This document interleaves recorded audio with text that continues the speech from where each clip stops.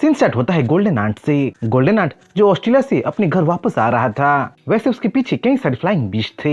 ये वाइवन्स और ड्रैगन उसके साथ थे या उसे मारने के लिए दौड़ा रहे थे, ये तो हमें फ्यूचर में ही पता चलेगा। सीन शिफ्ट होता है सवाना में, जहाँ एक भयंकर लड़ाई चल रहा था। वुल्फ्स और मिस्टी माउंटेन के बीच जिंदगी और मौत का खेल चल रहा था। वहीं पे ही ब्लड वुल्फ बुल डीमन के चंगुल में अब फंस चुका था। उसके लास्ट खेल ग्रेविटी में फंस के अब वो हिल भी नहीं पा रहा था। तुम्हें क्या लगा मैं तुम्हारे साथ आमने सामने से लड़ाई करूंगा? बेवकूफ वुल्फ, मैं तो पहले से ही यही प्लान किया था। तुम्हारे पास अगर स्पीड है तो मेरे पास ग्रेविटी है। अब मरने के लिए तैयार हो जाओ, मैं तुम्हारा चिथड़े चिथड़े उड़ा दूंगा। बोल के बुल डीमन अपना बैटल एक्स उठाता है और वो ब्लड वुल्फ की तरफ धीरे धीरे चलने लगता है। उसके दिल में खौफ क्रिएट करने लगता है। ब्लड वुल्फ अब काफी डर गया था। अब वो जान गया था कि अब वो मरने वाला है।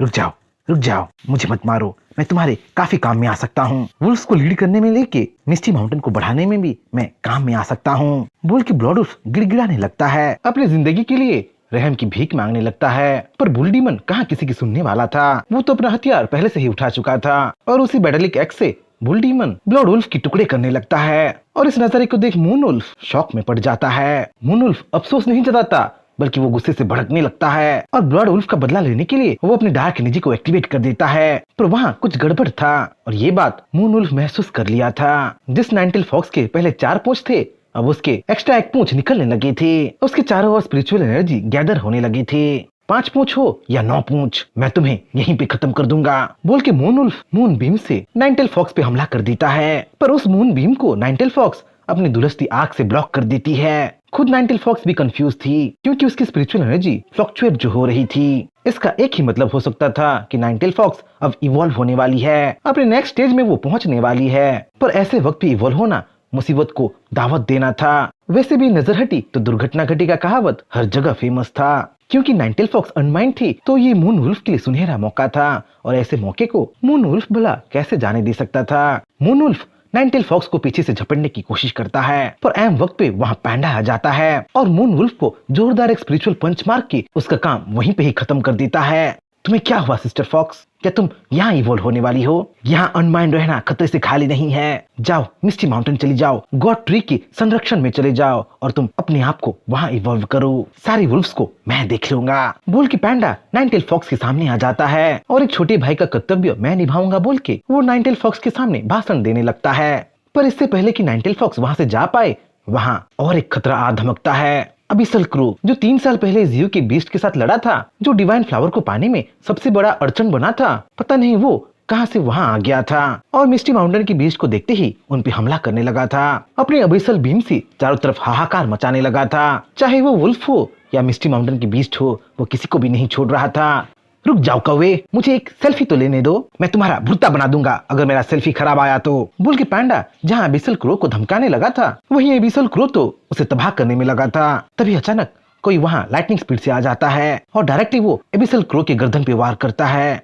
तुम लोग अभी तक जिंदा हो? पिछली बार तुम लोगों ने मुझे डिवाइन फ्लावर लेने से रोका था और अब की बार तुम लोग मून वुल्फ और ब्लड वुल्फ की लाश को लेने से मुझे रोक रहे हो। तुम लोग आखिरकार मर क्यों नहीं जाती? पिछली बार तुम लोग मेरे चंगुल से बच गए थे, पर इस बार तुम लोग यहीं पे ही मारे जाओगे। बोल के एबिसल क्रो मुंह खोल के सारे बीस्ट पे एबिसल ब्लास्ट करने लगता है। पर इससे पहले कि वो कुछ कर पाए, उसके मुंह के अंदर गोल्डन आंट घुस जाता है और अंदर से ही उसके गर्दन को काट देता है। कैसे हो सब लोग? मैं लौट आया हूँ और देखो तुम लोगों के खाने में मैं कौवा बनाया हूँ। बोल के गोल्डन आंट हंसी मजाक करने लगता है। कब के बिछड़े हुए दोस्तों के साथ फिर से एक होने लगता है। पर वहाँ एक प्रॉब्लम उठ खड़ा हुआ था। नाइनटेल फॉक्स अनकॉन्शियस हो गई थी। बार बार स्पिरिचुअल एनर्जी फ्लक्चुएट होने की वजह से अब वो बेहोश हो गई थी। नाइनटेल फॉक्स की हालत को देखते ही गोल्डन आंट समझ जाता है कि उसके साथ क्या हुआ है। गोल्डन आंट सबको बताता है कि नाइनटेल फॉक्स के अंदर अब 2 तरह की एनर्जी हैं जो एक दूसरे को रेजिस्ट कर रहे हैं। नाइनटेल फॉक्स के अंदर से जोरदार स्पिरिचुअल एनर्जी निकल रहा है और इसलिए उसे जल्दी से जल्दी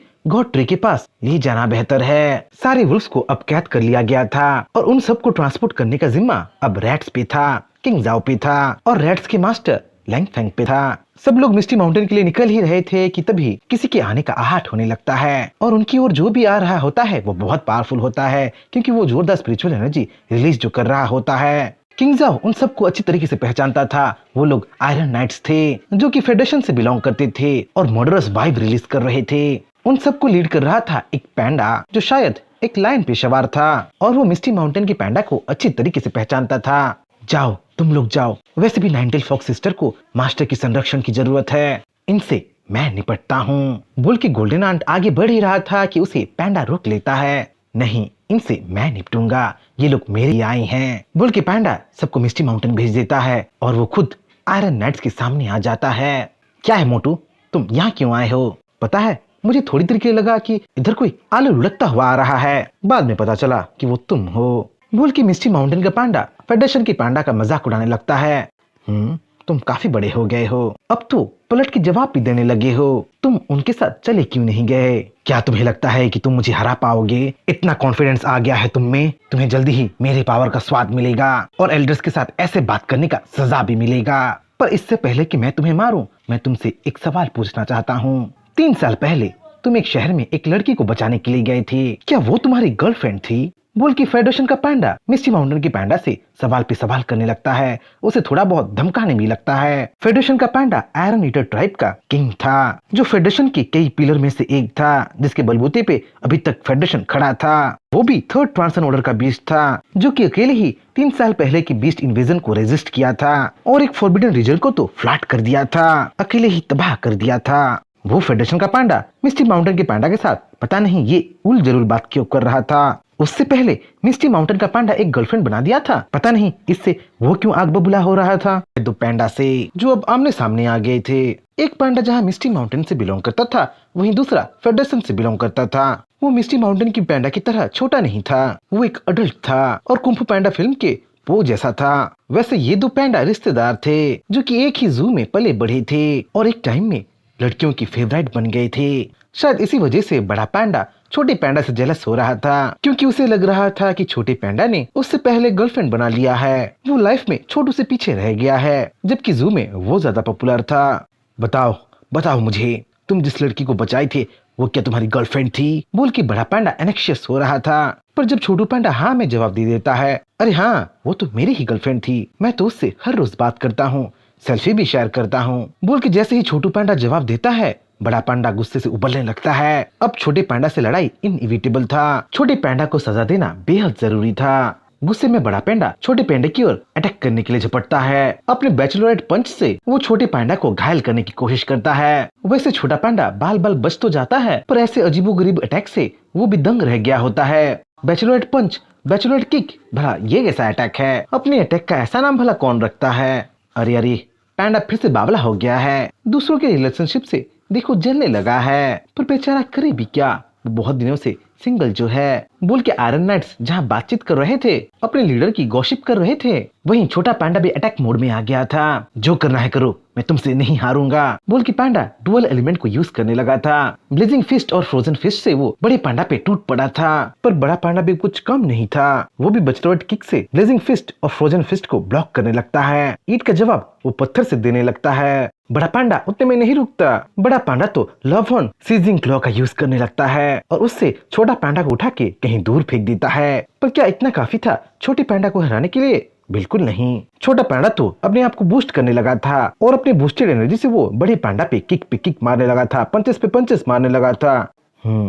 लगता है तुम बहुत डेवलप हुए हो, तुमसे लड़के मजा आ रहा है, पर मजे का टाइम खत्म हुआ, तुमसे अब सीरियसली लड़ना पड़ेगा। बोल के जैसे ही बड़ा पैंडा अपने बॉडी को की एनर्जी से घेरने लगता है, वैसे ही छोटा पैंडा भी अपना नेक्स्ट मूव चलने लगता है। आ जाओ, कौन डरता है तुमसे? बोल के वो अपना ultimate move crimson lotus solar flare को एक्टिवेट कर लेता है, जिसकी वजह से चारों तरफ हीट बढ़ने लगती है और एक फायरी स्पीयर छोटे पैंडा को घेर लेता है। ये वही अटैक था जो छोटा पैंडा नाइनटेल फॉक्स से सीखा था, जिसे वो ऑस्ट्रेलिया की बीस्ट के अगेंस्ट यूज किया था और अब उसी पावर के साथ बड़ी पैंडा के स्पिरिचुअल फॉर्म के अगेंस्ट यूज करने लगा था। दिखते ही दिखते घमासान लड़ाई होने लगता है, जहाँ कोई किसी के गर्दन को काट रहा होता है तो कोई किसी के बट को काट रहा होता है, जिससे जोरदार एनर्जी निकल रहा होता है, चीखना चिल्लाना निकल रहा होता है। पर उनका बहस किस लिए हो रहा होता है? बस इसीलिए कि जू में कौन ज्यादा पॉपुलर था, किसको जू में सुंदर सुंदर लड़कियां और किसको आंटिस्ट के द्वारा देखभाल किया जा रहा था। दूसरे चाहे उनके फाइटिंग को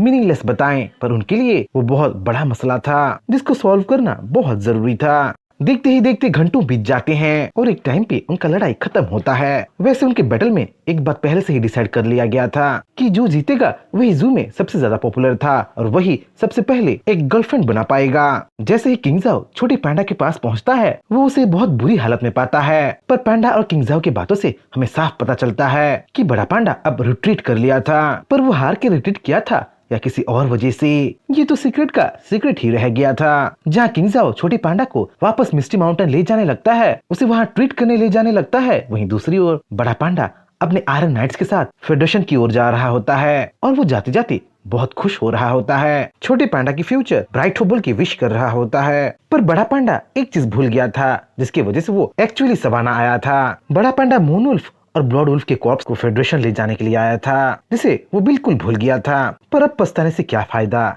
जब उन कॉर्प्स को मिस्टी माउंटेन अपना बना चुका है। सीन शिफ्ट होता है मिस्टी माउंटेन में, जहाँ जीव बहुत अच्छे मूड में था और वो अच्छे मूड में हो भी क्यों ना। जीव को अब लाइट एट्रीब्यूट का और जो मिल गया था, वैसे लाइट एट्रीब्यूट का और उसे रेल्म ऑफ स्टील में मिला था। उसका अमाउंट बहुत ज्यादा तो नहीं था, पर इतना भी जीव को खुश करने के लिए काफी था। तभी मिस्टी माउंटेन में गोल्डन आंट एंट्री मारता है और वो सीधा जीव के पास चला आता है। जीव को ग्रीट करता है और उसे अपना अपडेट देने लगता है। इन 3 सालों में गोल्डन आंट अपने आप को काफी इम्प्रूव किया था और इसका सबूत उसके तन बदन का घाव था। जीव लाइफ ऑफ एसेंस की बारिश करने लगता है और गोल्डन आंट के घाव को हील करने लगता है। मास्टर, मैं इस बार अकेला नहीं आया हूँ, मैं अपने साथ इस बार कुछ कंपेनियंस को लेके आया हूँ, बोल के गोल्डन आंट अपने साथ आए ड्रैगन्स को जीव के साथ इंट्रोड्यूस कराने लगता है। जीव को पहले से ही कुछ अननोन क्रिएचर्स के प्रेजेंस का फीलिंग आ रहा था, पर वो गोल्डन आंट के कंपेनियंस होंगे ये उसे नहीं पता था। गोल्डन आंट के साथ आए हुए 3 ड्रैगन इनिशियल लेवल के ड्रैगन थे, जो कि फिलहाल के लिए तो उतने पावरफुल नहीं थे, पर जीव के साथ रह के मिस्टी माउंटेन में ट्रेन होके वो फ्यूचर में बहुत पावरफुल हो सकते थे, ट्रू ड्रैगन बन सकते थे। जीव भी ये बात अच्छी तरीके से समझ गया था। ड्रैगन्स को मिस्टी माउंटेन में ऐड करना मतलब मिस्टी माउंटेन का पावर जो बढ़ाना था। जीव ये सब देख के खुश हो ही रहा था कि बुल डीमन वहाँ दौड़ के चला आता है और अपने साथ वो बेहोश नाइनटेल फॉक्स को लाया होता है। मास्टर, मास्टर, नाइनटेल फॉक्स को कुछ हो गया है, एल्डर सिस्टर पता नहीं क्यों उठ नहीं रही है, बोल के बुल डीमन घबराते हुए जीव के पास आता है। जीव नाइनटेल फॉक्स को देखते ही समझ जाता है कि नाइनटेल फॉक्स अब इवॉल्व होने वाली है, पर उसके बॉडी में अब दूसरी एक एनर्जी आ गई है। शायद उसके प्रीडिसेसर्स की, उसके पूर्वजों की एनर्जी अब नाइनटेल फॉक्स में समाने लगी है। इसीलिए जीव बुल डीमन को एक एडवाइस देता है, एडवाइस कि वो नाइनटेल फॉक्स को स्पिरिचुअल पूल में ले जाए और उसे वो स्पिरिचुअल पूल में लिटा दे। सीन शिफ्ट होता है स्मोक सिटी में, जहाँ साओजिन अपने लिए एक अपार्टमेंट ले ली थी। उस अपार्टमेंट में वो क्यानकिन, व्हाइट टाइगर और अपने भाई के साथ रह रही थी। साओजिन का भाई और व्हाइट टाइगर दिन भर बस गेम्स खेलते रहते थे और लगातार इलेक्ट्रिक बिल बढ़ाते रहते थे।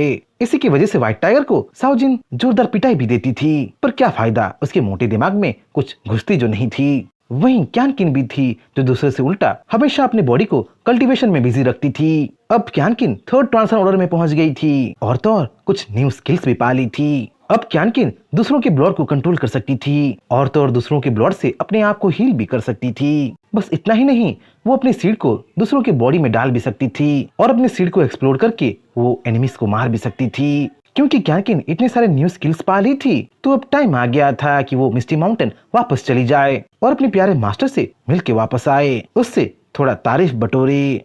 यहाँ जीव अपने स्टेटस मेन्यू को खोल के अपने करंट इंप्रूवमेंट्स को चेक कर रहा था। जीव का स्पिरिचुअल पावर अब 40 मिलियन तक पहुंच गया था, मतलब इन 3 सालों में उसका स्पिरिचुअल पावर 30 मिलियन बढ़ा था। जीव का एरिया एक्सपेंशन भी अच्छी तरीके से चल रहा था। मिस्टी माउंटेन अब सवाना को और रेल्म ऑफ स्टील को भी कॉन्कर जो कर लिया था। मिस्टी माउंटेन के एक्सपेंशन से मिस्टी माउंटेन को और एक फायदा हो रहा था, स्पिरिचुअल फ्लावर, स्पिरिचुअल ग्रास और यहाँ तक कि स्पिरिचुअल ओर ढूंढने का नौबत ही खत्म हो गया था। कम से कम कुछ टाइम के लिए तो मिस्टी माउंटेन सेल्फ सफिशिएंट बन गया था। अब मिस्टी माउंटेन इतना पावरफुल बन गया था कि वो हर एक कंट्री में वॉर डिक्लेयर कर पाए। पर क्या वो डार्कनेस से लड़ने के लिए भी तैयार हो गया था, ये सवाल उसके दिमाग में अब भी था। जीव केयरलेस नहीं हो सकता था, वो अपने दुश्मन को कमजोर समझने की गलती भी नहीं कर सकता था। उसे और उसके बीस्ट को स्ट्रॉन्गर बनना था, दुनिया के पीक में उन सबको पहुंचना था और ये जीव जरूर करने वाला था। वैसे जीव एब्सोल्यूट इवोल्यूशन स्किल से वाकिफ तो हो गया था, पर अब उसे हेवनली आई से मर्ज करना था। 3rd आई रेस से जीव को काफी सारा इन्फॉर्मेशन मिल चुका था। अब हेवनली आई को यूज करना, हेवनली आई से सब कुछ देखना अब इतना डिफिकल्ट नहीं होने वाला था। उसी हेवनली आई को यूज करने के लिए जियो अपने आप को ट्रांसफॉर्म करने लगता है, हेवनली आई को अपने में मर्ज करने लगता है। वैसे ये प्रोसेस काफी डिफिकल्ट था और ट्रांसफॉर्मेशन के दौरान जियो काफी चीखने चिल्लाने लगा था। जियो ट्रांसफॉर्मेशन के बाद अब एक ऐसा बीस्ट बन गया था जो कि नारुतो की 10 टेल बीस्ट जैसा लग रहा था। ऊपर से उसकी तीसरी आंख भी खुल गई थी जो कि हूबहू रेनिगन जैसी लग रही थी। जियो का ऐसे ट्रांसफॉर्मेशन देख हर कोई दंग रह गया था। सारे बीस्ट का मुंह खुला का खुला रह गया था। जियो अपने थर्ड आई को खोलने के चक्कर में, अपने रेनिगन को खोलने के चक्कर में अपने आधे से ज्यादा स्पिरिचुअल एनर्जी खत्म कर दिया था। पर थर्ड आई खोलने के बाद जो नजारा उसे दिख रहा था वो बहुत मैजिकल था। हवा में चारों तरफ स्पिरिचुअल एनर्जी उड़ रही थी, स्पिरिचुअल पार्टिकल्स हर जगह थी। जो पहले जियो को नेकेड आई में नहीं दिख रहा था अब अपने थर्ड आई की वजह से सब कुछ क्लियरली दिख रहा था। जियो थर्ड आई के बारे में और ज्यादा जानना चाहता था, इसीलिए वो अपने नॉर्मल स्टेट में आ जाता है और अपने कॉन्शियसनेस को अपने एक रूट में ट्रांसफॉर्म करके वो खुद को निहारने के लिए चला जाता है। वो खुद का आईना बन जाता है। Heavenly eye 9 realm of heaven को पोजेस करता था। Dimension of fire, dimension of ice, dimension of earth, dimension of thunder, dimension of void, dimension of life, dimension of light. हर एक डायमेंशन को हेवनली आई खोल सकता था, उनको अपने पॉकेट स्पेस में ग्रो कर सकता था। डायमेंशन के बारे में पढ़ते ही जियो सरप्राइज हो जाता है। जियो कभी नहीं सोचा था कि एक टाइम ऐसा भी आएगा जब वो खुद डायमेंशन को कंट्रोल कर पाएगा, पर फिलहाल के लिए उसे कोई डायमेंशन नहीं दिख रहा था। तभी वो रेनिगन के मैगथमस को देखने लगता है। उसके रेनिगन में 7 मैगथमस थे जो 7 एलिमेंट्स को दर्शा रहे थे। मतलब अब जियो अब खुद का एलिमेंटल रेल्म बना सकता था और टाइम के साथ उनको ग्रो कर सकता था। उस स्किल का टेस्ट करने के लिए जियो अपना एक ब्रांड न्यू रेल्म खोल देता है जो फिलहाल के लिए बस 10 स्क्वायर फुट का एरिया होता है। पर कोई बात नहीं, वो टाइम जल्द ही आएगा जब जियो का रेल्म एक एक वर्ल्ड जैसे बड़ा हो जाएगा और जियो 7 दुनियाओं का मास्टर कहलाएगा, द ग्रेट गॉड ट्री कहलाएगा। जियो अपने फ्यूचर के बारे में सोच ही रहा था कि उसके पास 9 टेल फॉक्स आ जाती है जो ब्रेक थ्रू करके थर्ड ट्रांसन ऑर्डर की पीक में पहुंच गई होती है। 9 टेल फॉक्स भी बहुत खुश थी कि उसका मास्टर अब हेवनली आई पा चुका है, पर वो सरप्राइज तब हो जाती है जब जियो उस पे हमला करने को बोलता है। 9 टेल फॉक्स, तुम धीरे धीरे ग्रो हो रही हो और जब थर्ड स्पिरिचुअल टाइड आएगा तो तुम फोर्थ ट्रांसन ऑर्डर में पहुंच जाओगी। तुम और ज्यादा पावरफुल बन जाओगी और तुमसे मुझे यही उम्मीद है। पर फिलहाल के लिए तुम्हें मेरा एक काम करना होगा। मुझ पे तुम फुल फोर्स से अटैक करो, झुलसाती हुई आग तुम मुझ पे लॉन्च कर दो, बोल के जियो 9 टेल फॉक्स को कमांड देने लगता है। 9 टेल फॉक्स कंफ्यूज तो बहुत हो रही थी और अपने मास्टर को अटैक करने के लिए झिझक भी रही थी, पर फिर भी वो अपने मास्टर का कमांड एक्सेप्ट करती है और इन्फेर्नो ब्लास्ट से जियो पे वो हमला करने लगती है। पर जो आग सब कुछ जला के राख कर सकता था वही आग जियो के सामने गायब हो रहा था, मानो उसी आग को कोई निगल रहा था। वैसे हो भी वैसा ही रहा था। जियो ने अपने रेनिगन को एक्टिवेट कर दिया था और रेनिगन स्किल से वो फायरी रेल्म का गेट खोल दिया था। जो रेल्म कुछ देर पहले बस 10 स्क्वायर फीट का था अब झुलसते हुई आग को ऑब्जर्व करके वो रेल्म अब एक्सपैंड हो गया था, 3 स्क्वायर मीटर का बन गया था। जियो यहाँ एक बात समझ गया था कि अपने अपने एलिमेंट्स को ऑब्जर्व करके रेल्म्स ग्रो हो सकता था, पर धीरे धीरे, क्योंकि एक टाइम में एक रेल्म को अगर बहुत ज्यादा भी एलिमेंट दे दिया जाए तो वो टूटने के कगार पे भी पहुंच सकता था। जियो यही एक्सपेरिमेंट रेल्म ऑफ लाइफ में भी करता है। वो वैली ऑफ फ्लावर में पहुंच जाता है। Valley of flower misty mountain में एक ऐसी जगह थी जहाँ हर तरीके की स्पिरिचुअल हर्ब, स्पिरिचुअल फ्लावर उगाई जाती थी। वैली ऑफ फ्लावर को मेंटेन करके डिवाइन फ्लावर और बटरफ्लाई करती थी। उन्हीं की मेहनत से वैली ऑफ फ्लावर में फ्लोरा फ्लोरिश हो रहे थे और जिस भी बीस्ट को स्पिरिचुअल हर्ब की जरूरत थी वो वैली ऑफ फ्लावर पहुंच जाता था और अपनी जरूरतों को पूरा करता था। पर आज वहाँ कुछ अजीब हो जाता है। जियो वहाँ पहुँच के पूरे वैली ऑफ फ्लावर के लाइफ को ही ऑब्जर्व कर लेता है। इससे वो रेल्म ऑफ लाइफ को 1000 स्क्वायर मीटर तक तो एक्सपेंड कर लेता है, एक बड़ा विला बनाने का लायक तो बना देता है, पर वैली ऑफ फ्लावर को बंजर बना देता है। अपने वैली ऑफ फ्लावर की ऐसी हालत देख डिवाइन फ्लावर और बटरफ्लाई टूट पड़ते हैं, पर वो कर भी क्या सकते हैं। अब बस एक ही चीज बच गया था, अपनी मेहनत से फिर से वैली ऑफ फ्लावर को फ्लोरिश करने का, वैली ऑफ फ्लावर में फिर से फ्लोरा को ग्रो करने का। तभी जियो के पास आर्टिक स्नो बेयर का लीडर आ जाता है। ये आर्टिक स्नो बेयर वही आर्टिक स्नो बेयर था जिसे नॉर्दर्न बाउंड्रीज को गार्ड करने का जिम्मा सौंपा गया था। अगर वो वहाँ आया है तो नॉर्दर्न बाउंड्रीज में जरूर कुछ हुआ होगा। आर्टिक स्नो बेयर की बातें सुन जियो अपने सारे बीस्ट को अपने पास समन करता है। व्हाइट टाइगर और कैनकिन को छोड़ के सब लोग वहाँ आए होते हैं। सारे बीस्ट जियो की कॉल का आंसर दिए होते हैं। मिस्टी माउंटेन में अब एक कॉन्फ्रेंस मीटिंग हो रही थी। क्या तो सारे सी किंग मिलके पूरे समंदर में अपना राज फैलाने की कोशिश कर रहे हैं? हमें उनके प्लान को कामयाब होने से रोकना होगा, बोल के जहाँ लैंगफेंग बोल रहा था सी किंग्स के बढ़ते मकसदों से डर रहा था, वही 9 टेल फॉक्स लैंगफेंग के सवाल पे ही सवाल उठा रही थी।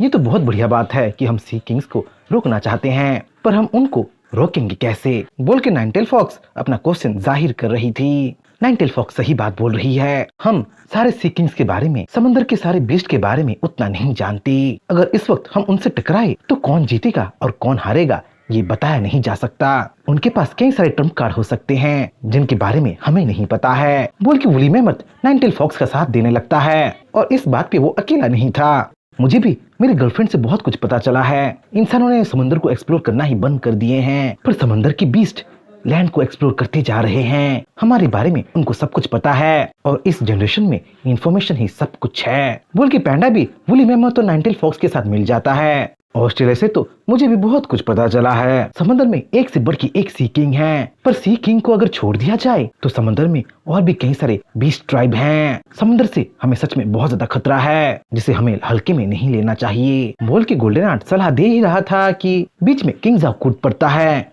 मास्टर, सी बीस्ट ने लैंड पे जरूर हमला किए हैं, पर मिस्टी माउंटेन को वो ज्यादा कुछ डैमेज नहीं दिए हैं। क्या सारे सी किंग्स के साथ, सारे सी के बीस्ट के साथ हमारा लड़ना जरूरी है, बोल के किंगजाओ क्वेश्चन उठा ही रहा था कि जियू उसे इंटरप्ट कर लेता है। सब लोग सुन लो, सी किंग्स हमारे दुश्मन हैं। 3 साल पहले सी किंग्स मुझे मारने आए थे। पिछली बार तो वो हार गए थे, पर उनको दूसरा ऐसा मौका पाने से रोकना होगा। उनको मेरे बारे में, हमारे बारे में सब कुछ पता है, पर हाँ, हम समुद्र के दूसरे सी बीस्ट को, दूसरे ट्राइब्स को मिस्टी माउंटेन के साथ जरूर अलाइन कर सकते हैं, बोल के जियू अपना आखिरी प्रपोजल देने लगता है। जियू जो बोल रहा था वो सच था। अगर समुद्र के दूसरे ट्राइब्स मिस्टी माउंटेन के साथ मिल जाएं, तो मिस्टी माउंटेन के लिए वो एक बहुत बड़ी विक्ट्री हो सकता था। सी बीस्ट को ऐसे छोड़ा नहीं जा सकता था, क्योंकि सी बीस्ट उस लेवल के थ्रेट थे जिनसे निपटना जियू को आसान नहीं लग रहा था। पर ये रूल सी के हर एक बीस्ट पे लागू नहीं हो रहा था।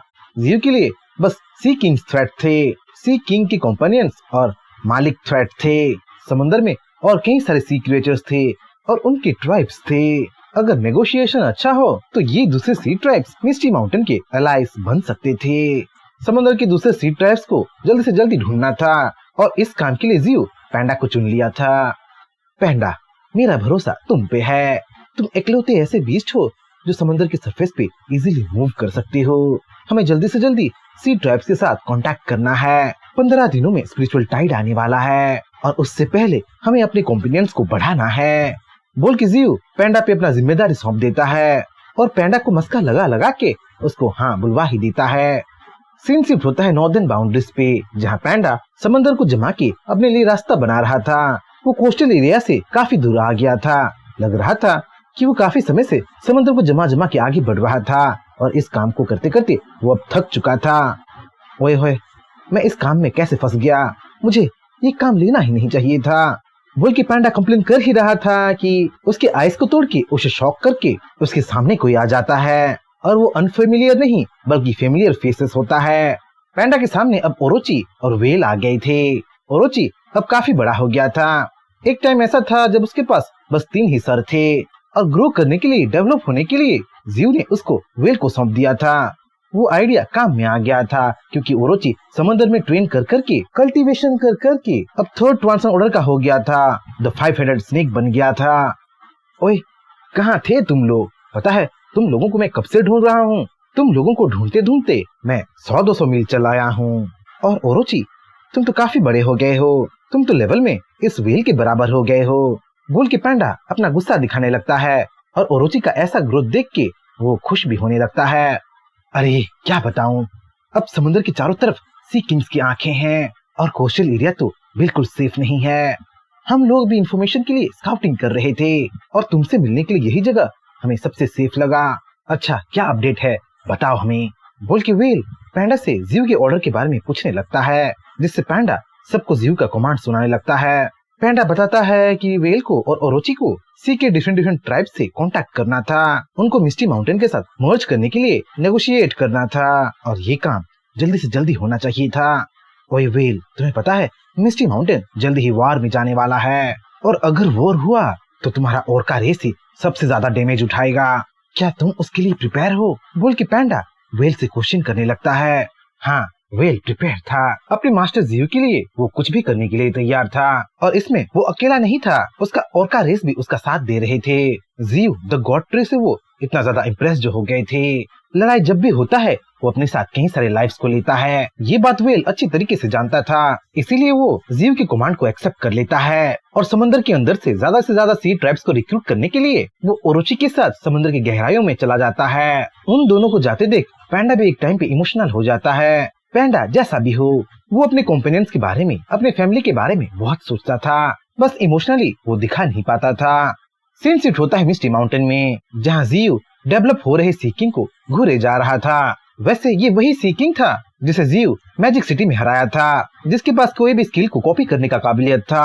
अब वही सी किंग अपनी सारी मेमोरी खो चुका था, जीव का इटर्नल कैदी बन गया था। सी किंग्स का एक टेंडेंसी होता है, टेंडेंसी की वो बैकवर्ड इवॉल्व होते हैं और इवॉल्व होते होते अपने सोचने समझने की काबिलियत को ही खो देते हैं, पर फिर भी अपने स्किल से वो समंदर के कई सारे बीच को कंट्रोल कर सकते हैं। इसी बात का फायदा उठाने के लिए जीव उस सी किंग के साथ अपने रूट्स को मर्ज कर देता है और अपने एलोंगेटेड रूट से जीव सी किंग के साथ समंदर की गहराइयों में पहुंच जाता है। क्योंकि सी किंग्स के जीन में सारे सी बीस्ट को समन करने का काबिलियत था, तो जीव उसी जीन्स का यूज करके सारे सी बीस्ट को अपने पास समन करने लगता है।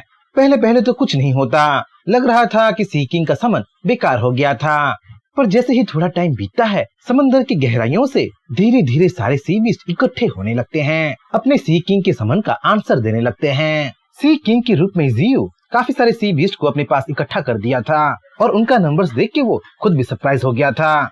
समुद्र में कई सारे सी बीस्ट थे और एक ही बुलावे पे वो लाखों करोड़ों की संख्या में आने लगे थे। ये सब देख जीव समझ गया था कि दूसरे सी किंग्स अपना फुल पावर यूज नहीं कर रहे थे, अपनी सारी सेना सरफेस में नहीं ला रहे थे। सीन शिफ्ट होता है मरमेड क्वीन के पास, जो समुद्र के किसी कोने में अपना राज कर रही थी। अपनी पावर लेवल को वो बढ़ाती चली जा रही थी। अचानक वो कुछ महसूस करती है। वो महसूस करती है कि जो सी बीस्ट अपने सी किंग को खो के डोरमेंट हो गए थे, 3 साल तक चुप बैठे थे, वही सारे सी बीस्ट अचानक एक्टिव हो गए थे और कहीं जाने लगे थे। मरमेड क्वीन को कुछ और लगने लगता है। मरमेड क्वीन जानती थी कि वो सी किंग अब मर चुका था और उसको मारने वाला जीव द डेमोनिक ट्री था। उसके बीस्ट अगर एक्टिव हुए हैं, मतलब समंदर में कोई नया सी किंग उभरा है या फिर पुराना वाला सी किंग ही फिर से जिंदा हो गया है। चेक करने के लिए मरमेड क्वीन सारे सी बीस्ट का पीछा करने लगती है और उनका पीछा करते करते वो कुछ अजीब सा देखती है। समंदर के गहराई में कुछ बैर जैसा और स्नेक जैसा था, जिसने सारे सी बीस्ट को समन किया था और वही उनको अपनी आर्मी में रिक्रूट करना चाहता था। मरमेड क्वीन तो अपने कुछ आर्मी के साथ वहाँ आई थी और वो इस नए बीस्ट से डरने नहीं वाली थी।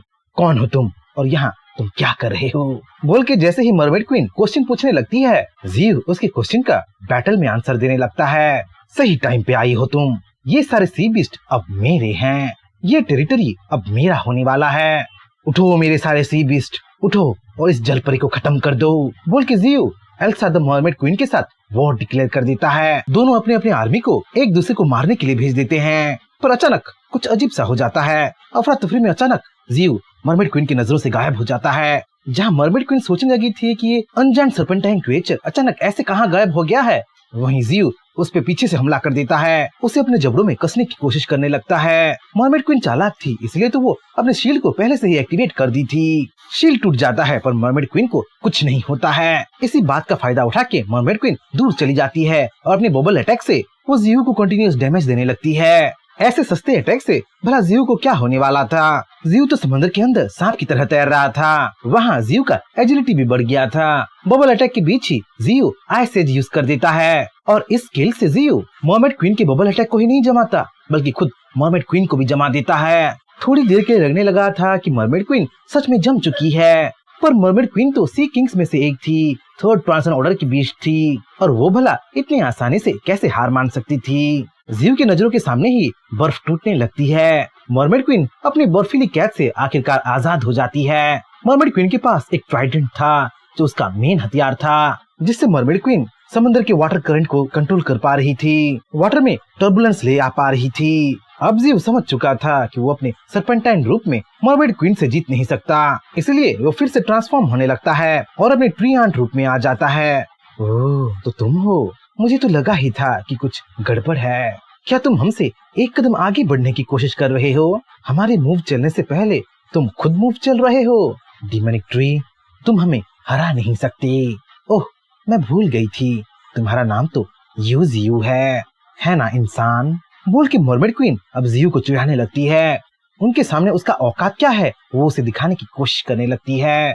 तुम लोगों को मेरे बारे में तो बहुत कुछ पता है, अब मेरी बारी है तुम लोगों के बारे में जानने का, और मैं ये जान के ही रहूंगा, बोल के जियो जवाब देने लगता है। मरमेड क्वीन को डराने की कोशिश करने लगता है। सीन शिफ्ट होता है स्टील मेट्रोपोलिस स्काई सिटी पे, जो फ्रीडम फेडरेशन कंट्री का ही एक हिस्सा था, जहाँ पे ह्यूमन टेक्नोलॉजी आसमान छू रहा था। मतलब सच में आसमान छू रहा था, क्योंकि वहाँ की ज्यादातर बिल्डिंग्स आसमान में लेविटेट करते रहते थे। साइंस में वो बहुत आगे बढ़ गए थे। वहीं पे हमें यूली से इंट्रोड्यूस किया जाता है। यूली एक सुपर ह्यूमन था जो कि थर्ड ट्रांसफर ऑर्डर का था, और वो मास्टर ऑफ द मैग्नेटिज्म था। लो, यहाँ पे एक्समैन का भी एंट्री हो गया, शायद यहाँ पे भी म्यूटेंट नेशन बन जाएगा। यूली अपने एक सबऑर्डिनेट से बात कर रहा था, और उनके बात करने का मुद्दा डीमोनिक ट्री था, मिस्टी माउंटेन का बदनाम पेड़ था। लड़ाई की वजह से फेडरेशन बहुत सह चुका है, पता नहीं फेडरेशन और कितना सह पाएगा। डीमोनिक ट्री इस दुनिया में नहीं होना चाहिए, पर उसी की वजह से ह्यूमंस में इतना इवोल्यूशन हो पा रहा है। मुझे अब भी याद है जो पहली लड़की अवेकन हुई थी, सावलिंग थी ना वो। उसके बाद कई सारे सुपर ह्यूमंस इस धरती पे निकले, अवेकन हुए, बोल के यूले अपने सबऑर्डिनेट से बातचीत करने लगता है, हिस्ट्री के बारे में याद करने लगता है। हाँ मास्टर, आप सही बोल रहे हैं। सावलिंग के बाद कई सारे सुपर ह्यूमंस इवॉल्व हुए, म्यूटेट हुए। सावलिंग के बाद मिडनाइट सन एम्पायर का नाइट किंग, फिर यूरोप की सेंटेस, फिर 10 नेशन अलायंस का बिशप, और उसके बाद आप उभरे हो। मुझे सब कुछ आज भी याद है। आप चाहे लास्ट में अवेकन हुए हो, पर आप सारे सुपर ह्यूमन से सबसे स्ट्रॉन्ग हो, बोल के यूले का सबऑर्डिनेट सांगयान मास्टर ऑफ मैग्नेटिज्म को इम्प्रेस करने लगता है। पर Yule the master of magnetism बहुत चालाक था, वो करंट सिचुएशन को अच्छी तरीके से समझता था। इंसान बिखरे हुए रेत की तरह हैं, वो कितने भी स्ट्रॉन्गर क्यों ना बन जाएं, उनका दुश्मन द म्यूटेंट ट्री है, और अपने करंट कंडीशन में इंसान उससे नहीं जीत सकते। इंसानों को अपना स्ट्रेटेजी चेंज करना होगा, अपने सिचुएशन को चेंज करना होगा। पर अभी के लिए तुम जाओ, हर एक कंट्री के लीडर को समन करो, उनके हेवन प्राइड को समन करो। यहाँ एक मीटिंग बिठाई जाएगी और इंसानों के फ्यूचर के बारे में डिस्कशन की जाएगी। हम म्यूटेंट ट्री पे उसकी बातों पे भरोसा जो नहीं कर सकते। म्यूटेंट ट्री दो धारी तलवार है, और उस पे भरोसा करना बेवकूफी है, बोल के यूले सियांग यांग के लिए अपना नेक्स्ट कमांड दे देता है, और उसका कमांड तुरंत जारी हो जाता है। चारों तरफ इनविटेशन पहुंचने लगती हैं, और एक तो इन्फेर्नो सिटी के सावलिंग के पास पहुंच जाती है। लेटर पढ़ के सावलिंग मुस्कुराने लगती है, क्योंकि अब टाइम आ गया था कि वो मिस्टी माउंटेन विजिट करने के लिए चली जाए, अपने मास्टर से मिलने के लिए चली जाए। सीन शिफ्ट होता है समंदर की गहराई में, जहाँ मरमेड क्वीन और जियो आपस में लड़े जा रहे थे, एक दूसरे को मारने के लिए तैयार थे। यहाँ सिर्फ जियो और मरमेड क्वीन नहीं लड़ रहे थे, उनकी आर्मी भी आपस में लड़ रहे थे, और समंदर के पानी को लाल किए जा रहे थे। जहाँ जियो विंड ब्लेड्स यूज किए जा रहा था, वहीं मरमेड क्वीन विंड ब्लेड्स को अपने शील्ड से ब्लॉक किए जा रही थी। मरमेड क्वीन तो अपने साउंड वेव से भी अटैक कर रही थी। यहाँ अगर कोई सुपर ह्यूमन होता तो उसको मरमेड क्वीन कब का निपटा चुकी होती। मरमेड क्वीन उतने में नहीं रुकती, वो अपने बीस्टली फॉर्म में आ जाती है और जियो को छू के उस पे बार्निकल्स चिपका देती है। ये बार्निकल्स दिखते ही दिखते फैलने लगते हैं और जियो की एंटायर बॉडी को कवर करने लगते हैं, उसकी स्पिरिचुअल एनर्जी को ड्रेन करने लगते हैं। जियो अब समझ चुका था कि समंदर के अंदर ऐसे ही अगर लड़ाई चलती रहे तो मरमेड क्वीन ही विजेता होगी, और उसकी स्पिरिचुअल एनर्जी को वो ऑब्जर्व करते करते उसको वो ड्राई कर देगी। इसलिए जियो अपने रूट्स और ब्रांचेस को तुरंत फैलाने लगता है और थंडर एलिमेंट को मैनिपुलेट करके मरमेड क्वीन पे थंडरबोल्ट गिराने लगता है। जियो उतने में नहीं रुकता, जियो अपने हेवनली आई को यूज करने लगता है और अपने रेनिगन से डायमेंशन ऑफ लाइफ का पोर्टल खोल देता है। मरमेड क्वीन को उसके अंदर खींच के ले जाता है। मरमेड क्वीन अब जियो का प्रिजनर बन गई थी। वो जियो से टॉर्चर पाने वाली थी या उसके साथ कुछ और बुरा होने वाला था, ये उसकी बातों पे डिपेंड करता था, उसकी इन्फॉर्मेशन पे डिपेंड करता था। मिस्टी माउंटेन से जहाँ जियो और सावलिंग कॉन्वर्सेशन कर रहे थे, वो दोनों लंबे टाइम के बाद जो मिले थे। अपडेट से जियो को पता चल गया था कि इंसान एक वर्ल्ड कॉन्फ्रेंस करने के लिए सारे लीडर्स को कन्विंस कर देंगे और उनका टॉपिक शायद जियो ही होगा। जियो से कैसे छुटकारा पाया जाए, शायद वही उनका मकसद होगा। इंसानों के टॉपिक को छोड़ा जाए तो 10 दिनों के अंदर स्पिरिचुअल टाइड भी आने वाला था और उस आने वाले स्पिरिचुअल टाइड के साथ बहुत कुछ बदलने वाला भी था। वैसे और कुछ बदले ना बदले, जियो तो 4 ट्रांसन ऑर्डर के पिक में जरूर पहुंचने वाला था। इसी बीच जियो देखता है कि चांद से जोरदार स्पिरिचुअल एनर्जी निकल रही है और ये देख जियो के मन में एक आइडिया आता है। जियो सोचने लगता है कि कैसा होगा अगर वो लोरियल ट्री के बीच को चांद में बो दे। वैसे ही चांद से जोरदार स्पिरिचुअल एनर्जी निकल रही है और उस स्पिरिचुअल एनर्जी को ऑब्जर्व करके लोरियल ट्री आराम से चांद में बढ़ सकता है। पर क्या जियो अपने करंट स्टेट में चांद तक पहुंच पाएगा? वो पहुंचे ना पहुंचे पर कोशिश वो जरूर करेगा। साओलिंग, मैं चांद पे जा रहा हूँ, वैसे मैं जल्दी ही वापस आ जाऊंगा, पर थोड़ी देर के लिए ही सही तो मिस्टी माउंटेन का मेरे पीछे ध्यान रखना, बोल के जीव अपने सारे स्पिरिचुअल एनर्जी को वॉइड रूट में लगा देता है। देखते ही देखते वॉइड रूट कुंडली मारने लगता है और वर्ल्ड सर्पेंट की तरह वो चांद की ओर छलांग मार देता है। नजारा बहुत बढ़िया था। चांदनी की रात में एक विशालकाय सांप चांद की ओर बढ़ रहा था। वैसे तो जीव सांप की तरह ऊपर बढ़ रहा था, पर दूर से देखने पे वो एक रॉकेट की तरह लग रहा था। आखिरकार जीव स्पेस में पहुंच ही जाता है और स्पेस से अपनी धरती को वो पहली बार देख रहा होता है। वैसे ये धरती भी उसकी पुरानी धरती की तरह ही लग रहा था, बस इसमें स्पिरिचुअल एनर्जी बहुत था। जैसे ही जीव मून में पहुंचता है उसे कुछ अलग ही अनुभूति होने लगती है। जीव अपने प्रीवियस लाइफ में कभी नहीं सोचा था कि वो कभी मून में भी अपना पैर रखेगा, पर इस लाइफ में वो ऐसा कर रहा था। बस वो इस बार इंसान नहीं था। मून में पहुंचते ही जीव एक गड्ढा खोदता है और लोरियल ट्री के बीज को वहां बो देता है। ये तुम्हारा नया घर है, यहाँ तुम आराम से स्पिरिचुअल एनर्जी को अब्सॉर्ब करो और एक मजबूत पेड़ बन के दिखाओ, जर्मिनेशन करो, बोल के जहाँ जीव लोरियल ट्री के बीज से बातचीत कर रहा था, मतलब अपने थॉट्स को उसके अंदर ट्रांसफर कर रहा था, वही नीचे धरती में हंगामा हो रहा था। ओए ओए, वो क्या है? वो तो सीधा मून की ओर जा रहा है। अरे क्या वो कोई रॉकेट है? अरे नहीं नहीं, वो तो कोई बीस्ट जैसा लग रहा है, बोल के नीचे धरती में सबका ध्यान जीव पे आ गया था। ब्रेकिंग न्यूज, सोर्स से हमें पता चला है कि चांदनी की रात में एक अनजान सा क्रिएचर चांद की ओर बढ़ रहा है। कुछ सोर्स से तो हमें ये भी पता चला है कि वो एक विशालकाय पाइथन है, पर वो चांद की ओर क्यों बढ़ रहा है वो रीजन अभी तक अनक्लियर है, बोल के तो जीव के बारे में ब्रेकिंग न्यूज भी आ गया था। अरे अरे, इतना बड़ा सांप है? अरे मैं तो सुना हूँ कि जितना बड़ा सांप होता है उसे मार के खाने में उतना ही मजा आता है, बोल के तो लोग उल जलूल बातचीत भी करने लगे थे। वहीं जीव की ऐसी हरकत से कुछ टाइटन रेस भी जग चुके थे और वो लोग जीव को अपना प्रॉफिट मानने लगे थे, अपना मसीहा मानने लगे थे।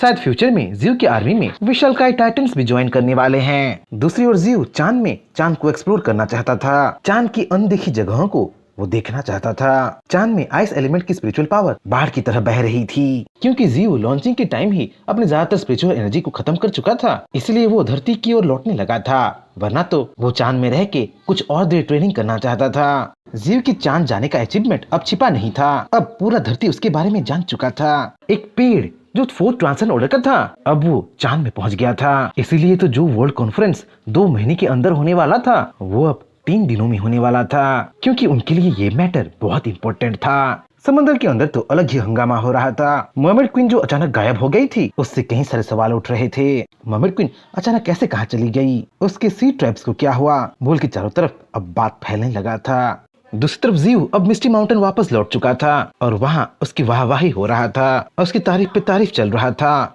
मास्टर आप तो बहुत पावरफुल हो, आप मून तक चले गए, बोल के जहाँ साओलिंग जीव की तारीफ पे तारीफ कर रही थी वहीं जीव की तो सांसें ही अटक गई थी। मिस्टी माउंटेन से चांद तक जाना और चांद से वापस फिर मिस्टी माउंटेन तक आना एक टायरसम जर्नी था और शायद इसी की वजह से जीव का सांस फूल रहा था। पर कुछ भी हो, जीव तो मिस्टी माउंटेन से भी लोरियल ट्री की ग्रोथ को महसूस कर पा रहा था। तभी मिस्टी माउंटेन में चीखते चिल्लाते हुए पेरेग्रिन फॉल्कन आ जाता है और वो उड़ते हुए एक सीरियस खबर लेके आया होता है। ये पेरेग्रिन फॉल्कन समंदर पे पेट्रोलिंग कर रहा था। अगर वो मिस्टी माउंटेन वापस लौट आया है तो सच में वो इमरजेंसी का बात था। मास्टर एक बुरी खबर है, समंदर का एक सी किंग 4th ट्रांसेंड ऑर्डर में पहुंचने वाला है और उसे रोकने के लिए इंसान अपने बैटलशिप के साथ वहां पहुंच गए हैं। सीन शिफ्ट होता है समंदर में, जहां Yule the master of magnetism अपनी पूरी बैटेलियन के साथ आया था। वहाँ बस उसकी आर्मी नहीं थी, फेडरेशन की और हुआशिया किंगडम की भी आर्मी थी। उनकी पूरी नेवी फोर्स डिप्लॉय हो चुकी थी। बैटलशिप से लेके कैरियर शिप भी मास्टर ऑफ मैग्नेटिज्म का साथ दे रही थी। यूले समंदर के ऐसे एक पॉइंट पे पहुंच जाता है जहाँ चारों तरफ लाशें बिछी हुई थी, कारकैसेस फूल के चारों तरफ तैरने लगी थी। ये सब देख के यूले समझ जाता है कि यही वो पॉइंट है जहाँ इवोल्व हो रहा बीस्ट मौजूद है और उसी ने ही ये भयंकर तबाही मचा रखा है। तभी अचानक एक पॉइंट से जोरदार एनर्जी निकलने लगती है जो कि इवोल्यूशन का संकेत दे रहा होता है। लगता है हम सही जगह पे पहुंच गए हैं, जाओ सबको मेरा कमांड दे दो कि सब अपने जहाजों को रोक दें क्योंकि टारगेट हमारे सामने ही है, बोल के यूले अपने सबॉर्डिनेट सांग यांग को कमांड दे देता है और खुद अपने टारगेट की ओर उड़ के जाने लगता है। पर इससे पहले कि वो अपने टारगेट के पास पहुंचे सी बीस्ट चारों तरफ से उसे घेर लेते हैं। पर क्या इससे मास्टर ऑफ मैग्नेटिज्म रुकने वाला था? बिल्कुल नहीं। तुम्हारी इतनी हिम्मत कि तुम मुझे रोकने की कोशिश करो, बोल के यूले मैसेज से अपने बैटालियन को उनका नेक्स्ट कमांड देता है। यूले मैसेज से अपना कोऑर्डिनेट्स भेज चुका था, जिसपे उसके बटालियन को अब हमला करना था, अपने गाइडेड मिसाइल को टारगेट की ओर लॉन्च करना था। सीन शिफ्ट होता है फेडरेशन के पास, जहां फेडरेशन हो रहे बैटल को अपने सैटेलाइट कैमरे से देख रहा था। और क्योंकि फ्रीडम फेडरेशन अपने गाइडेड मिसाइल से एक फोर्थ ट्रांसेंडेंट बीस्ट को घायल करने की कोशिश कर रहा था, मारने की कोशिश कर रहा था, तो खुद फेडरेशन कैसे पीछे रह सकता था। अब फेडरेशन खुद भी बैटल में हिस्सा लेना चाहता था। एक फोर्थ ट्रांसेंडेंट ऑर्डर का बीस्ट सबके लिए खतरा था और उसे इवॉल्व होने बिल्कुल नहीं दिया जा सकता था। जाओ, हमारे स्पिरिचुअल ऑर्बिटल कैनन को एक्टिवेट कर दो, अब हम भी पीछे नहीं रहेंगे। इससे पहले कि वो बीस्ट इवॉल्व हो, उसे हम जान से ही खत्म कर देंगे। समुद्र में इतना कुछ हो रहा था जिसमें अभी तक जियो हिस्सा नहीं लिया था, पर वो जल्दी ही हिस्सा लेगा। पर वो किसकी तरफ होगा, सी बीस्ट की तरफ या ह्यूमंस की तरफ? जियो सोए हुए जिस ट्राइब को जगाया था, जिनको उसने समन किया था, वो अब जियो का फुल सपोर्ट कर रहे थे। वो तो जियो को अपना न्यू एम्परर भी मान लिए थे। लड़ाई में मरमेड क्वीन के काफी सारे बीस्ट मारे गए थे। उनके अवशेष अब समंदर में तैरने लगे थे और उन्हीं अवशेषों को अब जियो के सी बीस्ट क्लीन भी करने लगे थे। वैसे मरमेड क्वीन एल्सा के पास बहुत सारे एबिलिटीज थे और उन सब को अब जियो स्टडी करने लगा था और कुछ से तो वो इम्प्रेस भी हुआ था। Mermaid queen Elsa third transcendent order की पीक की बीस्ट थी, जो अपने ग्रेसफुल संगीतों को समंदर के गहराई तक पहुंचा सकती थी, समंदर के डीपेस्ट क्रिएचर्स को इफेक्ट कर सकती थी और अपने मेलोडी ऑफ डेथ से वो किसी भी क्रिएचर को मार भी सकती थी। मरमेड क्वीन एल्सा के पास मरमेड टीयर बोल की एक स्किल था, जिससे वो किसी भी कर्स को हटा सकती थी, बड़े से बड़े घाव को हील भी कर सकती थी। वो तो इतनी पावरफुल थी कि अपने ट्राइडेंट से समंदर के करंट को कंट्रोल कर सकती थी, सुनामीस और टाइडल वेव भी क्रिएट कर सकती थी। पर क्या फायदा, क्योंकि वही मरमेड क्वीन एल्सा अब किसी अनजान जगह में कैद हो गई थी, अपने सी ट्राइब के साथ कांटेक्ट नहीं कर पा रही थी। ये कौन सी जगह है, कहाँ हूँ मैं, बोल के एल्सा छटपटा भी रही थी। दूसरी तरफ जियो अपने सी ट्राइब्स को गैदर कर रहा था। जाओ, चारों तरफ फैल जाओ, जाओ और अपने कंपेनियंस को बुला लाओ। 7 सी किंग्स के साथ जल्दी ही लड़ाई शुरू हो जाएगी और वो एक भयंकर बैटल होगी, बोल के जियो अपने सी बीस्ट को चारों तरफ फैलाने लगता है, अपने पॉपुलेशन को जल्दी से जल्दी बढ़ाने की कोशिश करने लगता है। अब टाइम आ गया था कि जियो सरफेस में चला जाए, पर इससे पहले कि वो सरफेस में जाए, अपने सी किंग के कॉर्प्स को, अपने कठपुतली को समंदर की गहराई में ही छोड़ देता है और खुद सरफेस वर्ल्ड की ओर जाने लगता है। सरफेस वर्ल्ड में जियो का और एक सरप्राइज इंतजार कर रही थी और वो सरप्राइज उसकी बेटी शाओलिंग थी। शाओलिंग, तुम कैसी हो और यहाँ क्या कर रही हो? अगर इंसानों को तुम्हारे यहाँ आने के बारे में पता चल गया तो बहुत बड़ी मुसीबत होगी, बोल के जियो शाओलिंग से बातचीत करने लगता है, उसके बारे में पूछताछ करने लगता है। मैं बहुत बढ़िया हूँ मास्टर, और आप मेरे बारे में चिंता ना कीजिए। इन्फेर्नो सिटी मेरा बेस है, वहाँ सिर्फ मेरे लोग हैं, वो लोग मेरे इन्फॉर्मेशन को बाहर नहीं जाने देंगे।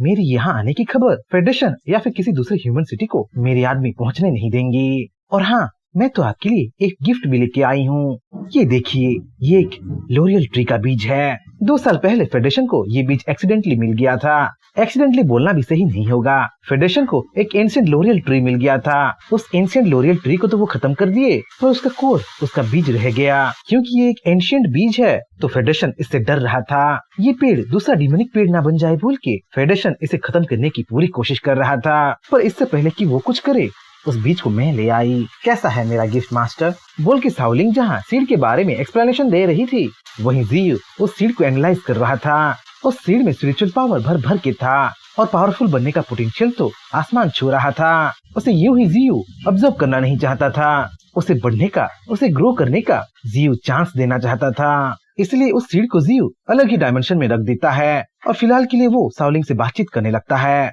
मास्टर, आपका तीसरा आंख कब से आ गया? ये तो हेवनली आई जैसा है, आप हेवनली आई भी पा लिए, वैसे ये आप पे सूट भी कर रहा है, बोल के जहाँ शाओलिंग जियो का थर्ड आई देख के इम्प्रेस हो रही थी, वहीं अचानक जियो उल्टी करने लगता है। शाओलिंग कभी नहीं सोची थी कि एक पेड़ भी उल्टी कर सकता है, एक पेड़ का पेट होगा, ये भला कौन सोचा था। शाओलिंग तुरंत अपने मास्टर की खैरियत के बारे में पूछने लगती है, जिसपे जियो बताता है कि वो यूं ही उल्टी नहीं कर रहा है, उसकी डायमेंशन ऑफ लाइफ में कुछ गड़बड़ है। अरे शाओकिंग, मैं उस मरमेड क्वीन को किडनैप करके ले आया हूँ और उसे डायमेंशन ऑफ लाइफ में रखा हूँ, पता नहीं वो वहाँ क्या कर रही है जिसकी वजह से मेरा पेट खराब हो रहा है।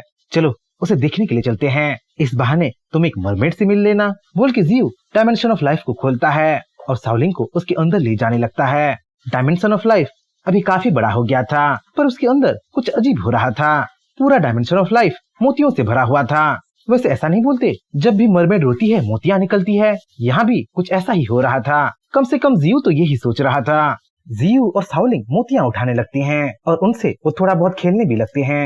वैसे उन मोतियों से वो इंटरेस्टेड भी कैसे ना हो, वो उतना शाइन जो कर रही थी। छोड़ दो मुझे, छोड़ दो मुझे भद्दे पेड़, बोल के मरमेड क्वीन एल्सा चीखने चिल्लाने लगती है जैसे ही वो जियू को देखती है।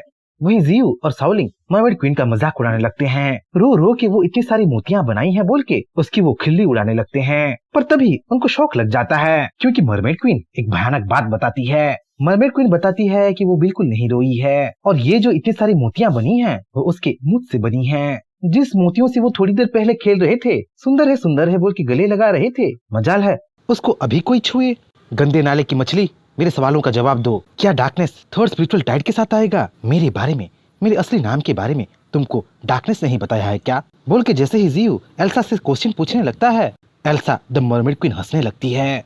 हाँ, तुमने सही पकड़ा है। मुझे तुम्हारे बारे में मेरे मास्टर नहीं बताया है, डार्कनेस नहीं बताया है। मेरे मास्टर ओमनीसेंट हैं, ओमनी प्रेजेंट हैं, उनसे कुछ भी छिपा नहीं है। मेरे मास्टर स्पिरिचुअल टाइड के साथ ही आएंगे, तब सी ट्राइब के गॉड पूरे कॉन्टिनेंट को समंदर के अंदर डुबा देंगे, सब कुछ खत्म हो जाएगा और उसके बाद एक नया दुनिया बनेगा, हमारी दुनिया बनेगा।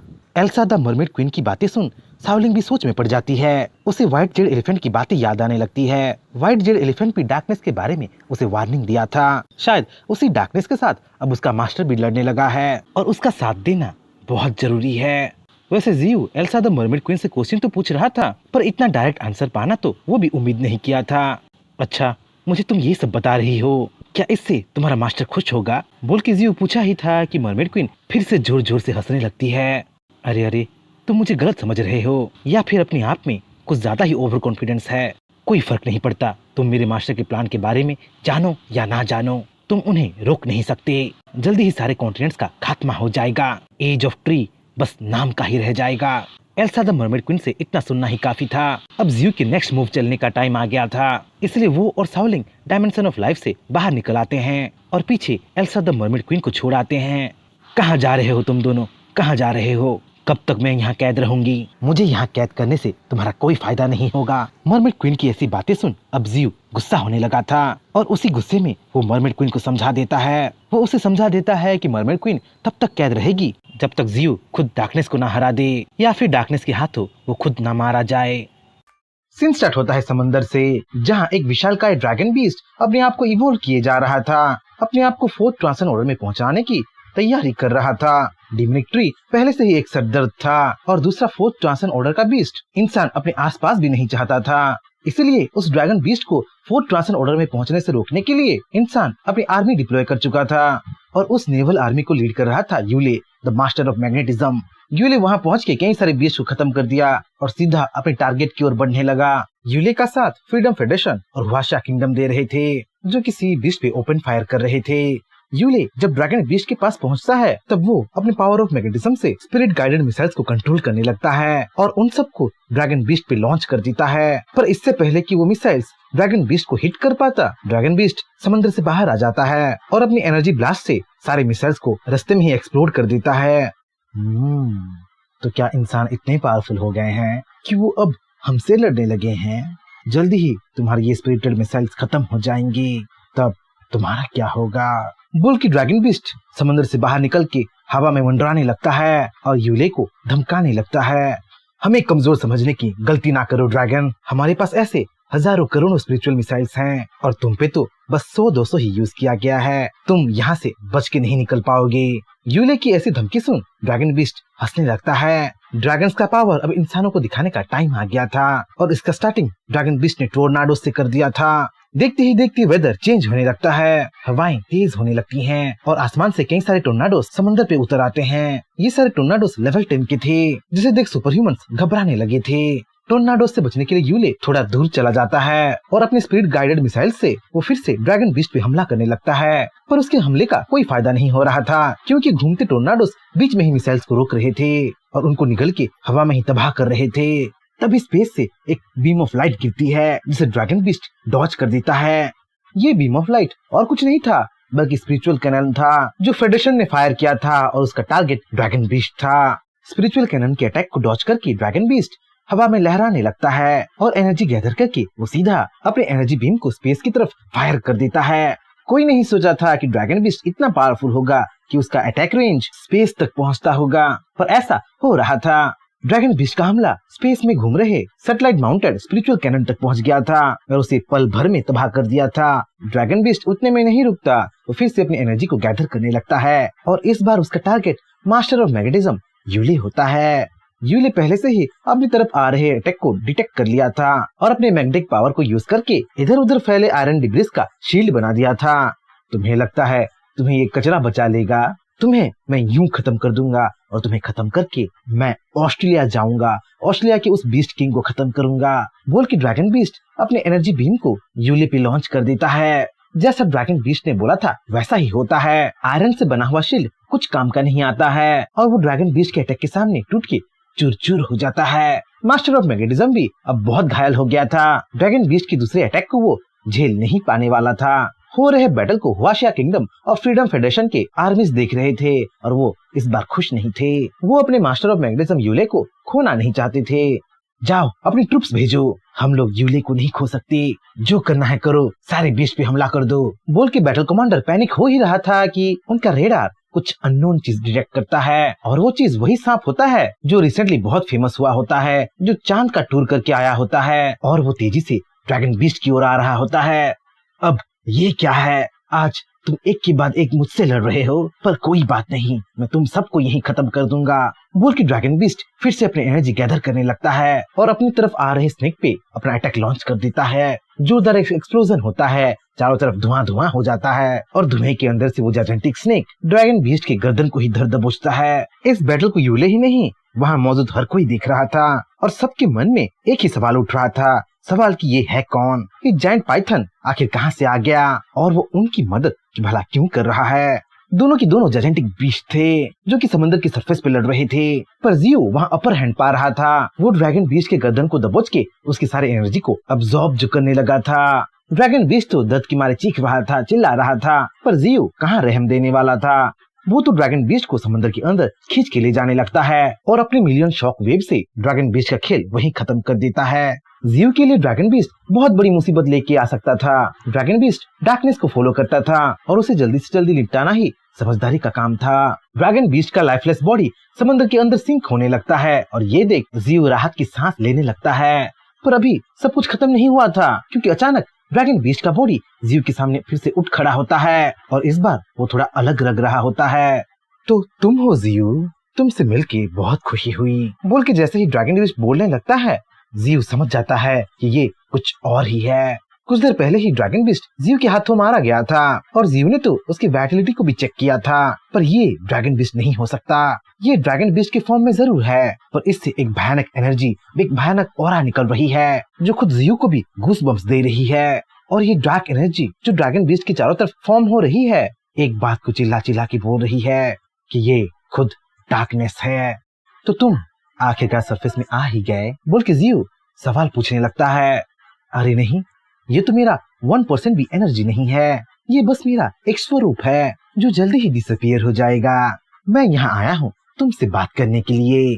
मेरा तुमसे एक सुझाव है। देखो जियो, तुम्हारा और मेरा कोई दुश्मनी नहीं है, ना ही कोई झगड़े का हमारा हिस्ट्री है। तुम मेरे साथ मिल जाओ, हम दोनों इस दुनिया में राज करेंगे, बोल के डार्कनेस जियो को ऑफर देने लगता है, टेम्प्ट करने लगता है, पर जियो उसके मुंह पे ही उसको रिजेक्ट कर देता है।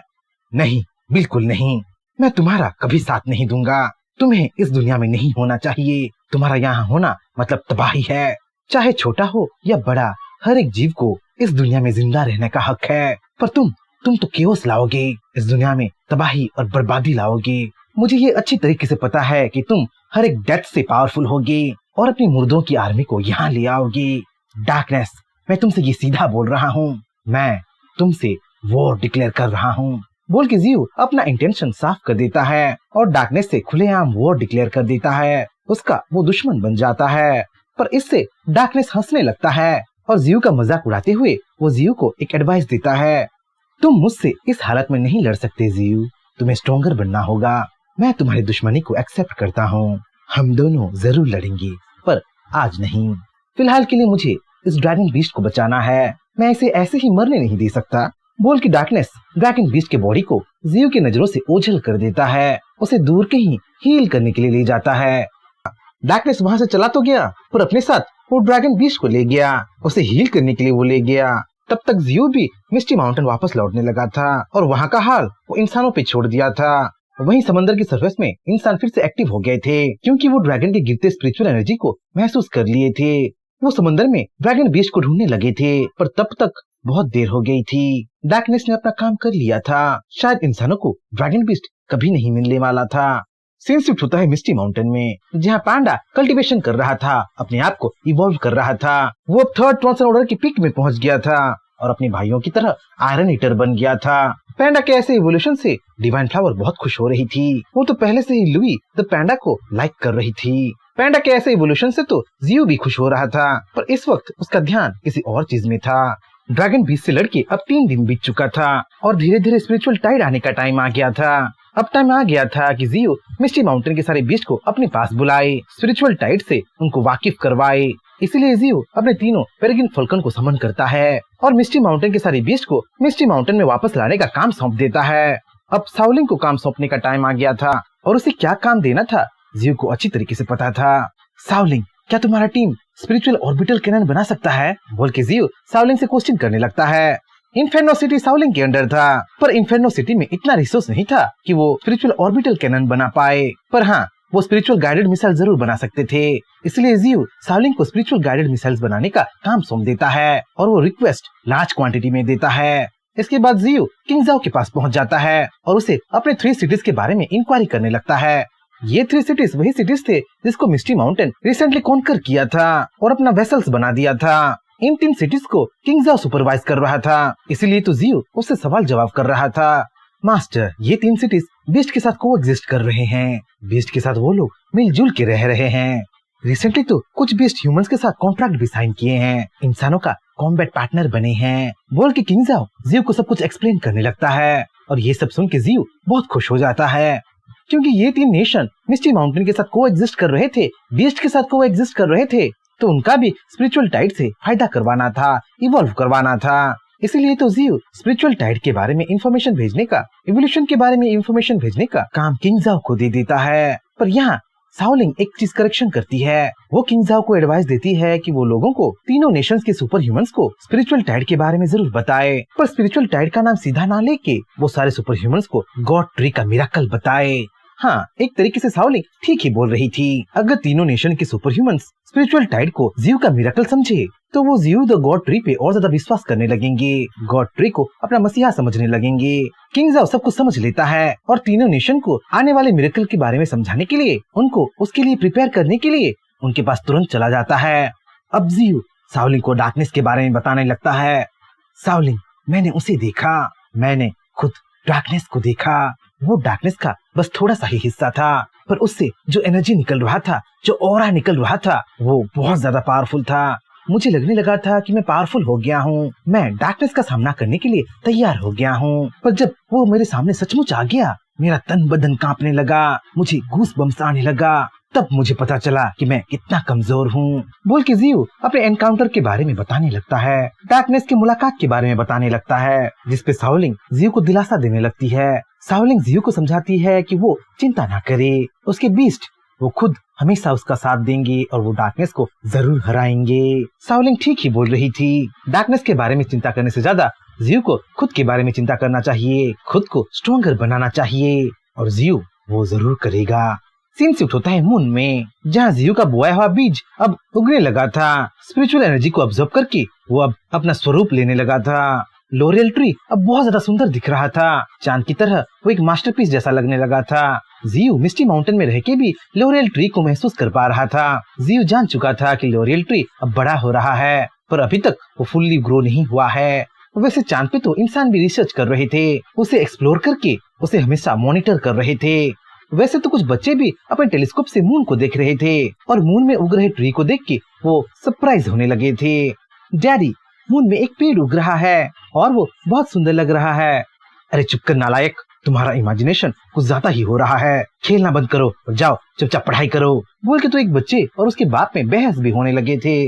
सीन शिफ्ट होता है एस्ट्रोनॉमी ब्यूरो में, जहाँ एस्ट्रोनॉट्स डिफरेंट प्लैनेट्स को स्टडी कर रहे थे और वो लोग मून पे एक प्लांट देख के सरप्राइज हो गए थे, शॉक में चले गए थे और तुरंत स्पिरिचुअल पावर मॉनिटरिंग ब्यूरो को इन्फॉर्म करने लगे थे।